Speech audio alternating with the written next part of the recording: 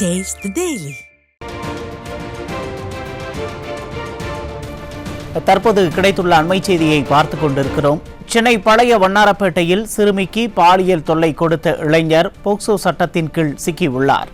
இதுகுறித்த விவரங்களை செய்தியாளர் வினோத் வழங்க கேட்கலாம். வணக்கம் வினோத், விவரங்களை பதிவு செய்யலாம். வணக்கம் உமேஷ். வாய் பேச முடியாத 10 வயது சிறுமியிடம் பாலியல் தீண்டுதலில் ஈடுபட்டுள்ள இளைஞர் போக்சோ சட்டத்தின் கீழ் கைது செய்யப்பட்டுள்ளார். குறிப்பாக சென்னை பழைய வண்ணாரப்பேட்டை பகுதியைச் சேர்ந்த 10 வயது சிறுமி அரசு பள்ளியில் 5ஆம் வகுப்பு படித்து வருகின்றார்.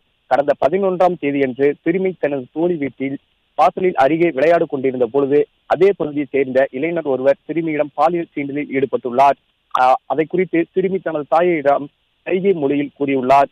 இது குறித்து சிறுமி தாய் பழைய வண்ணாரப்பேட்டை அனைத்து மகளிர் காவல் நிலையத்தில் புகார் அளித்ததாக கூறப்படுகிறது. புகாரின் பெயரில் போலீசார் வழக்கு பதிவு செய்து பழைய வண்ணாரப்பேட்டை கெனான் தெரு ஸ்டாலின் நகர் பகுதியைச் சேர்ந்த 33 வயது உடைய ரஞ்சித் குமார் என்பவரை போலீசார் கைது செய்து விசாரணை மேற்கொண்டதில் அவர் சென்னை நகர் உள்ள HDF பேங்கில் கலெக்ஷன் செய்து வருவதாக கூறப்படுகிறது. இதனையடுத்து ரஞ்சித் குமார் மீது போலீசார் போக்சோ சட்டத்தின் கீழ் வழக்கு பதிவு செய்யப்பட்டு நீதிமன்றத்தில் அடைத்துள்ளனர். குறிப்பாக ஸ்டாலின் ஆட்சியில் குழந்தைகள் முதல் பெரியோர்கள் வரை யாருக்கும் பாதுகாப்பு இல்லாத சூழ்நிலைதான் நிலவி வருகிறது. குறிப்பாக பாலியல் தொல்லை என்பது தமிழகத்தில் தலைவிரித்து ஆடிக்கொண்டிருக்கின்றது. குறிப்பாக தற்போது கூட பார்த்தோம், காற்றழுத்த தாழ்வு மண்டலம் உருவாகி பல இடங்களில் மழை பெய்யுது.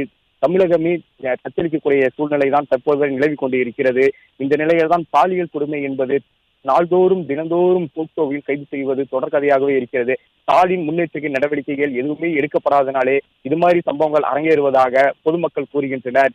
ஸ்டாலின் அரசு பொறுப்பேற்றதிலிருந்து அதிகப்படியான கொலை, கொள்ளை, பாலியல் வன்புணர்வு என தொடர்ந்து நடந்து கொண்டே இருப்பதாக கூறப்படுகிறது. இந்த நிலையில் தான் பழைய வண்ணாரப்பேட்டை பகுதியில் வாய் பேச முடியாத 10 வயது சிறுமிக்கு நடந்த இந்த கொடூரம் பெரும் பரபரப்பை ஏற்படுத்தியுள்ளது. தமிழகத்தில் ஸ்டாலின் விழித்துக் கொள்வாரா கொள்ள மாட்டாரா என்றுதான் பொதுமக்களின் கேள்வியாகவே உள்ளது.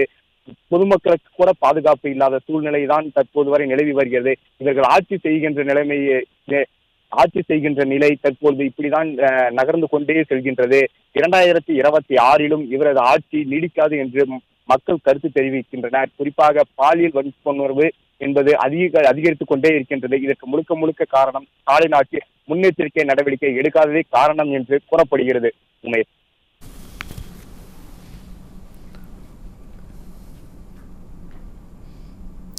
விவரங்களுக்கு நன்றி வினோத்.